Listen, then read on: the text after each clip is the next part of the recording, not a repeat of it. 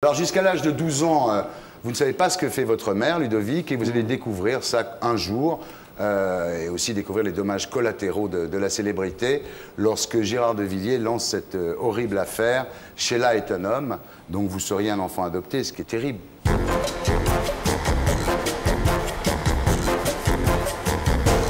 Bonsoir Ludo. Merci, bonsoir. Bonsoir. Bonsoir. Alors Ludovic Chancel, vous êtes le fils de Sheila. Et vous dites dans le livre que vous publiez chez Flammarion, « Quoi que je fasse, quels que soient mes efforts pour tenter d'exister par moi-même, je suis et je reste le fils de Sheila, moi qui ne demandais rien d'autre que d'être celui d'Annie Chancel. » Ça résume bien le livre. Ouais. Eh bien, au revoir. Ouais.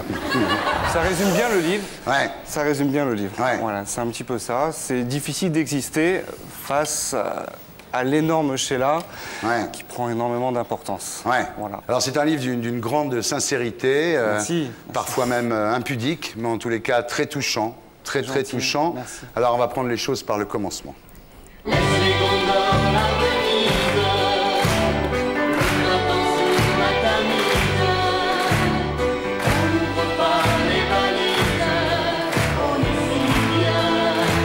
Alors, ça commence le 13 février 1973, dans une église du 13e arrondissement, quand Annie Chancel, dite Sheila, épouse Guy Bell, votre papa, Ringo Willy Cat. 2 ans plus tard, le 7 avril 1975, vous naissez, Ludovic, et 2 ans plus tard encore, vos parents divorcent.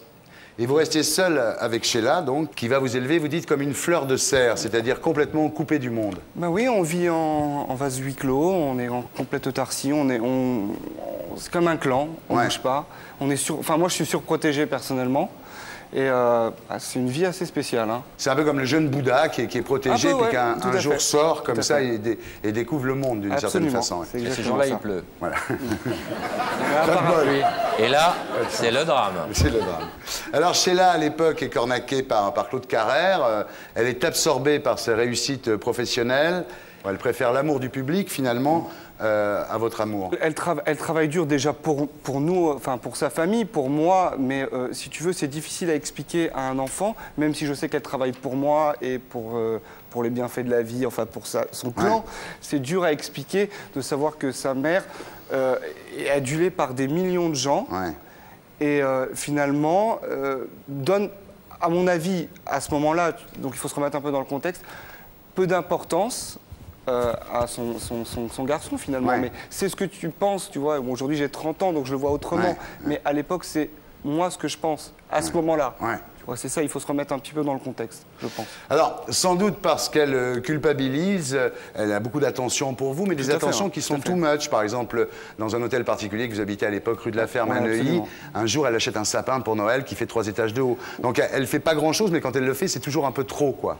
Elle comble pas mal de choses, c'est normal parce que bon, elle est souvent absente, donc elle essaie de faire le maximum quand elle est présente pour que ce soit facile. Et d'ailleurs, j'en garde des très très bons souvenirs, mais c'est vrai que c'est difficile de pallier le manque. Et même malgré toutes les attentions qu'elle peut avoir, il y a un moment donné où il y a un fossé qui se creuse. Je pense que c'est ça qu'il faut dire. Alors, c'est l'époque de Spacer, elle est souvent à New York. Elle est numéro 1 partout. Voilà, ouais. Voilà, Alors, vous, quand vous allez à New York, vous y allez en Concorde. Tant qu'à faire, c'est ouais, bien, non? ouais. Vous C'est plus sympa. passez l'été à Saint-Tropez, l'hiver à Méribel. Enfin, vous avez une vie de rêve, une vie de jeune prince. Ouais, c'est une sorte de prison dorée, en fait. Ouais, On ne s'aperçoit pas, tu vois, comment est le monde à l'extérieur, et c'est un petit peu ça. Alors, jusqu'à l'âge de 12 ans, vous ne savez pas ce que fait votre mère, Ludovic, et vous allez découvrir ça un jour, et aussi découvrir les dommages collatéraux de la célébrité, lorsque Gérard de Villiers lance cette horrible affaire. Sheila est un homme, donc vous seriez un enfant adopté, ce qui est terrible. Ouais, c'est très très dur. Hein. Ouais, enfin, c'est vraiment un choc. Mais si tu veux, c'est plus le fait que j'arrive à la maison et que, si tu veux, d'une histoire un peu anodine, Ouais. une bagarre de récréation, j'en parle à ma mère et ma mère tout de suite se sent blessée. Je pense, enfin, je l'explique comme ça maintenant, mais je pense le fait de s'expliquer vis-à-vis de moi, le fait que ce soit moi qui lui en parle le premier, elle ne sait pas comment gérer une blessure qui, pour elle, est restée béante, mais jusqu'à maintenant. Ce qui est terrible, c'est qu'elle est, en fait, elle n'est pas du tout sereine, elle est Non, déstabilisée. elle est maladroite, Ouais. mais je peux comprendre. Ça lui a causé tellement de dommages, ça lui a fait tellement mal, elle en a tellement souffert, elle s'en est tellement... elle a tellement pris plein la gueule, parce qu'on en a pris plein la gueule. Elle ne sait pas comment l'expliquer. Et comme ça vient de moi, ça prend une proportion et une dimension auquel on peut pas... Enfin, j'arrive pas à comprendre. Alors, au lieu de vous calmer, à ce moment-là, elle se justifie, elle vous dit « j'ai une cassette de ton accouchement que je te montrerai ». Elle vous la donne, cette cassette? Oui, elle me la donne, mais un peu plus tard, elle me la donne pas tout de suite. Hein. Elle me la donne quand, à mon 17e anniversaire. Une cassette que je n'ai pas regardée, je t'avoue sincèrement. Elle est bien, moi je l'ai vue. Ouais. Ouais. Voilà, et c'est maladroit parce que finalement, elle en devient presque... Oui, c'est troublant parce qu'en fait, les gens qui accouchent naturellement n'ont pas besoin d'avoir une cassette. Elle n'a pas besoin, elle se met dans une situation où elle n'a pas besoin de se justifier. Ouais. Tu vois, pour moi, c'est clair, c'est ma mère. Voilà, point final, on arrête là la conversation. Et elle est en train d'amener des preuves alors que c'est pas la peine. En tout cas, entre vous, vous en parlez jamais, quoi, de ça. Non, c'est tabou, c'est un sujet assez tabou. Ouais. Alors là, vous vivez dans la maison de Feucherolles, qui est une espèce de villa hollywoodienne dans la banlieue verte, un château disneyen, 990 mètres carrés habitables, un séjour de 300 mètres carrés, et puis aussi le musée Sheila. Vous racontez dans votre livre que finalement, quand elle fait le clip de Bang Bang, elle garde tout, elle garde les costumes, elle garde le décor, enfin, c'est une espèce de mausolée.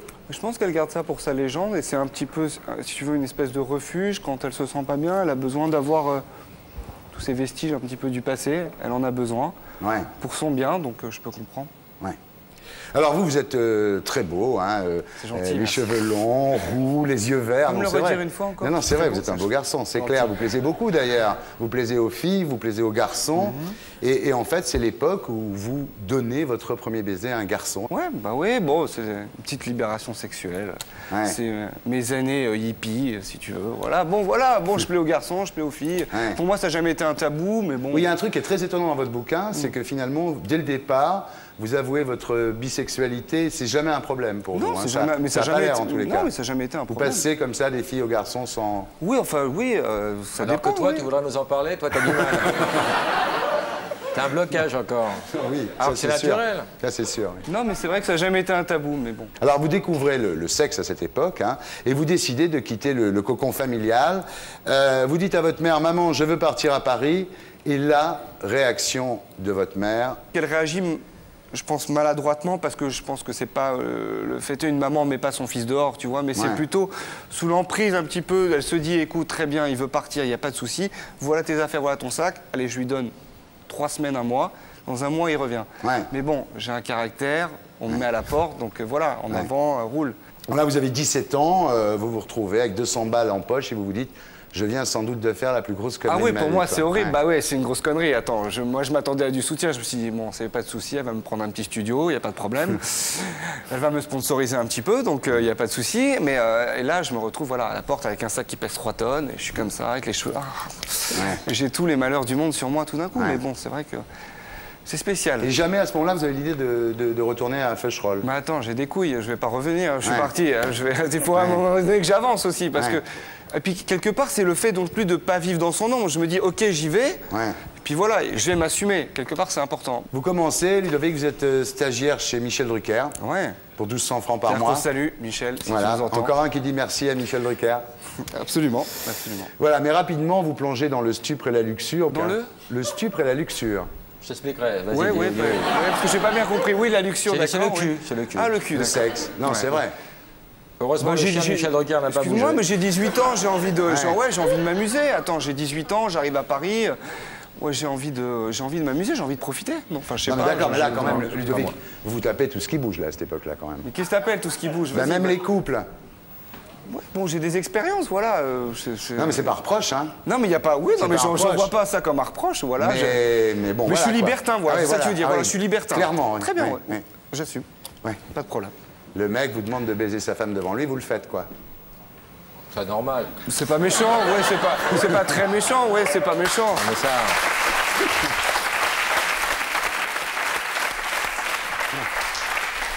Si le mec demande poliment... Tout dépend comment on demande. Hein, oui, si il dit baise ma femme, tu dis bah non, c'est un autre ton. Il s'est dit s'il vous plaît, auriez-vous l'extrême amabilité de pénétrer mon épouse, bah tu le fais.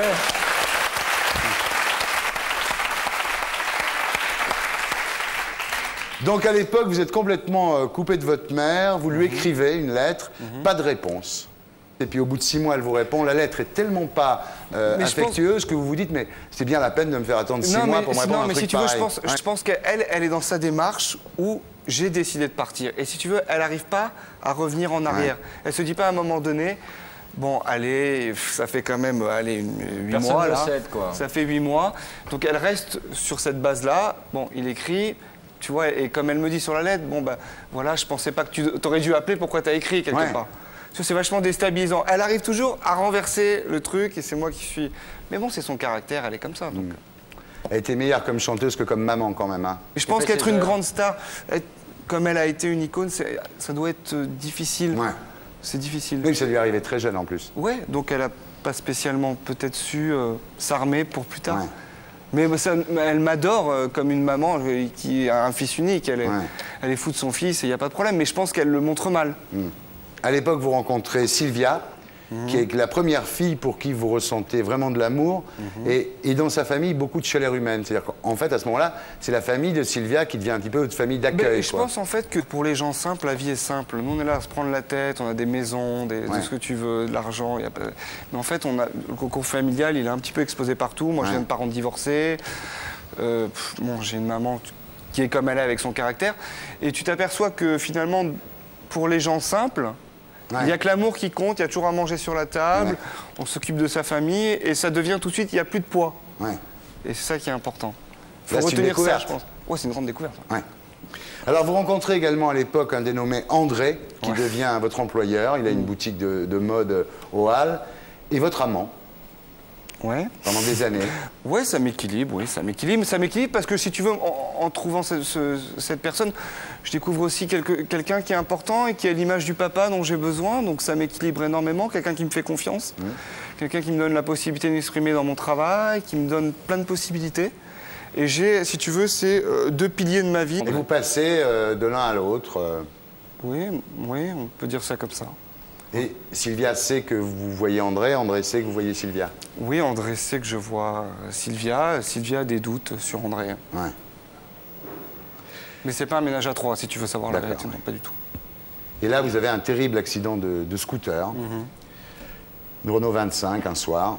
Et vous êtes vraiment détruit, fracture ouverte de la mâchoire, les dents explosées, la langue coupée en 2, la rate éclatée, 7 côtes cassées. Oui, coma 15 jours, voilà, hémorragie interne, on la rate absolument. 15 jours de coma, 1 mois et demi, 2 mois à l'hôpital et 6-8 mois de rééducation intensive. La remontée sera longue. Ouais, ça a été dur. Ça a été vraiment un passage assez difficile.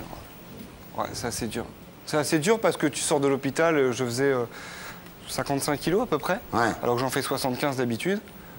Donc c'est un peu difficile. Quand tu te vois dans la glace, tu vois un fantôme, une espèce de zombie, donc il faut... Merci. Et il faut... C'est pour moi. Merci, c'est gentil. Et il faut, tu vois, il faut remonter, t'as pas le choix. Donc on te dit en plus que t'es pas sûr de retrouver 100% de tes capacités. Donc finalement, tu dis, je vais pas arriver à 100, je vais arriver à 130, histoire d'emmerder tout le monde. Donc c'est... Voilà. Alors vous racontez la convalescence à Feucherolles, les vacances aux Caraïbes avec Sylvia et votre maman. Et là, vous décidez de faire connaissance avec votre père qui habite à Toulouse. Il est parti lorsque j'avais 2 ans. J'ai dû le voir, je sais pas, une fois, je m'en rappelle plus, quand j'avais 6 ans, j'ai pas un grand souvenir. Et puis je l'ai eu 2-3 fois au téléphone et c'est tout. Donc j'ai pas eu de son de cloche à côté, donc je veux avoir, si tu veux, ma propre opinion sur le bonhomme, quoi.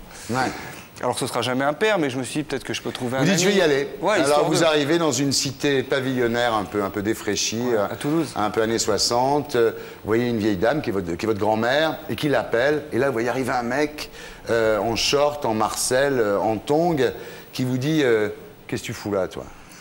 Ouais, qui me dit mieux. Il me dit putain, tu ressembles à ta mère. Je vois même pourquoi t'es venu. Je suis même pas sûr que tu sois mon fils. J'ai rien à te dire. Voilà. Quand je vois ta mère. Bref, qu'est-ce que tu fais là, quoi? Bon, ok. Bon, bah écoute, ça a duré, allez, je sais pas, 1 minute et demie. Ouais, quand vous lui dites, je crois que je vais y aller, il vous répond, non, je crois que c'est ce que tu as mieux à faire. T'as mieux à faire, voilà. Ouais. T'as mieux à faire. Et si tu veux, il y a des photos, un peu dans le pavillon. Puis je lui dis, mais quand même, tu vois, il y a quand même quelques photos de moi, donc... Ah non, mais je suis pas chez moi ici. Ouais.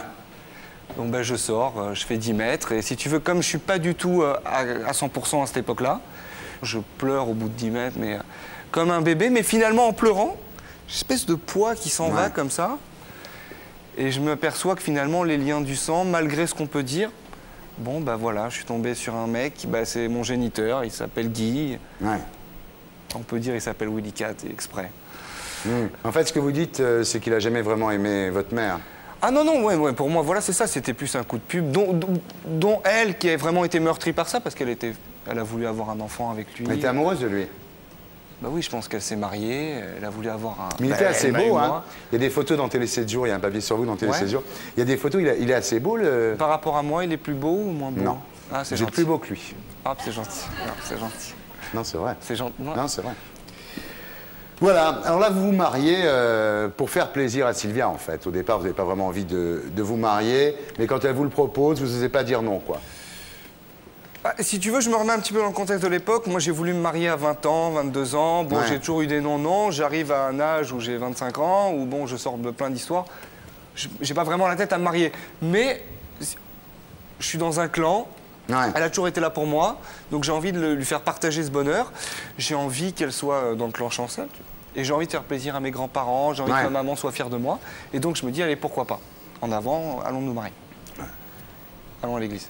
Ce qui est terrible, c'est que en enterrant votre vie de garçon, vous tombez sur une Nathalie dont vous faites la connaissance dans les toilettes, on peut dire. Et cette Nathalie... Cette Nathalie... Si tu résumes vite les choses, mais bon, je trouve que tu résumes vite les choses, mais bon. C'est ce qui est dans le bouquin. Et cette Nathalie, non, ce qui est terrible, c'est que cette Nathalie, vous la reverrez après, une fois que vous serez mariés. Au lavabo. Et elle vous fera un enfant dans le dos. Ouais. Bon, donc on se voit un petit peu, puis très vite, je me dis, attends, je suis con, je viens de me marier, je vais pas commencer à avoir une relation extra-conjugale, c'est vraiment stupide, donc je mets fin assez rapidement.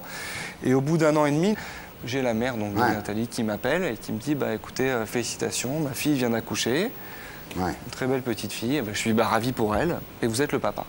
Pardon. Et donc là, j'ai mon monde, mon château de cartes qui fait clac, clac, clac, clac, clac. Il faut dire que le mariage n'arrange rien. Vous dites, en parlant de Sylvia, ce mariage a tué notre amour. Bah, ça arrive sur beaucoup de mariages. Hein. Il n'y a pas que moi, je ne suis pas le seul exemple, mais ça arrive de se marier. Et puis, si on s'est connus assez jeunes, donc il y a un moment donné où bah, nos routes se séparent. Parce qu'elle a d'autres envies, que moi j'ai peut-être d'autres envies aussi. Et puis voilà. Ça ne nous empêche pas qu'on s'est énormément aimé et qu'on a vécu une très belle histoire d'amour. Là, c'est le début, Ludovic, de votre descente aux enfers. Beaucoup de cocaïne. Ouais, beaucoup, c'est peu dire aussi. Jusqu'à 20 grammes par semaine, c'est beaucoup quand même. Ouais. Non, mais 20 grammes, c'était le minimum. Tu faisais des gâteaux, là. C'était, 20 grammes. Je pense que 20 grammes, c'est le minimum. Hein. Il m'arrive d'ailleurs de faire des 72 heures avec 40 grammes. Hein. Mais c'est le total destruction. Comme j'explique dans le livre, il y a un passage où, si tu veux, Sylvia s'en va parce que je lui dis tout, je lui dis toute la vérité. Et puis bon, tu vois, elle n'a pas trop le choix. Elle s'en va et je ferme toutes les portes. Le dealer arrive, je paye. Il m'apporte un sachet où je me rappelle 35-40 grammes. Et si tu veux, là, je m'enferme, j'arrache le téléphone, je commence à me mutiler. Ouais, c'est totale destruction. J'assume pas du tout le fait que je suis une merde, quoi. Vous ne vous aimez pas du tout à ce moment-là, hein? Non, mais je suis pas prêt du tout. Je me déteste, je veux me détruire. Le but, c'est totale destruction. Je veux m'anéantir. Il y a la drogue et puis il y a le sexe aussi, ce que vous appelez vos nuits fauves. Vous faites tout, hein. Les boîtes échangistes, les backrooms homo, le bois de Boulogne, la totale, quoi. Ouais, la prostitution, tu peux le dire aussi.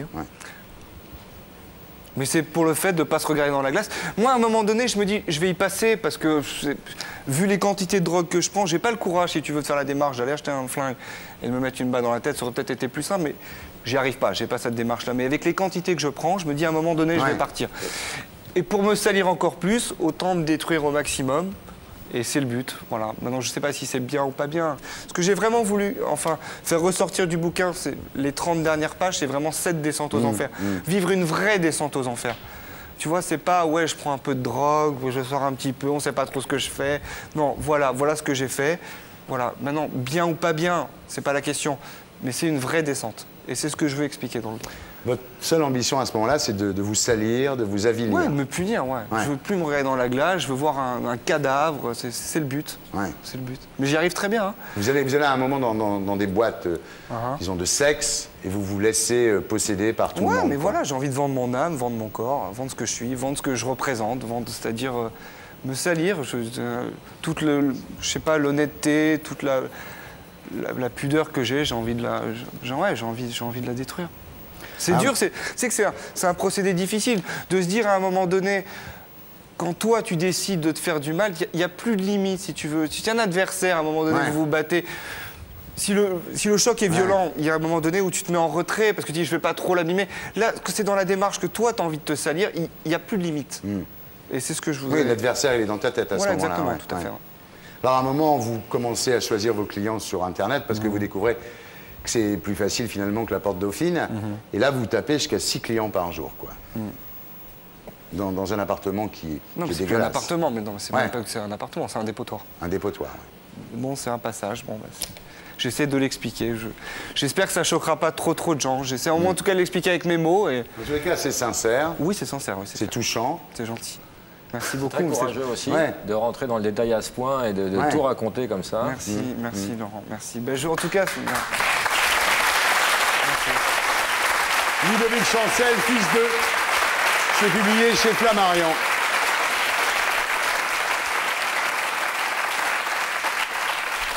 Et là, comment ça va? Vous vous aimez mieux maintenant? Ça commence à aller mieux. Ouais. Ça commence à aller mieux. Dernière question. Ludovic, si vous aviez Annie Chancel en face de vous, vous lui diriez quoi, là? Là, tout de suite, là? Ouais. Mais que je l'aime. D'ailleurs, j'ai pas changé mon optique depuis le début du livre. J'arrête pas de lui dire que je l'aime. C'est ma maman, c'est la femme de ma vie. Et malgré, il peut y avoir des erreurs dans un parcours et c'est pas grave. Bon, je lui en veux pas du tout. Ouais. Moi, à sa place, je pense pas que j'aurais pu faire mieux. Donc voilà. C'est la femme de votre vie, Sheila? Non, Sheila, non. Mais Annie, c'est la femme de ma vie, c'est sûr. Voilà, Ludovic Chancel, fils de... Et pour être sûr de ne rien rater de Inarditube, abonnez-vous et mettez un pouce bleu.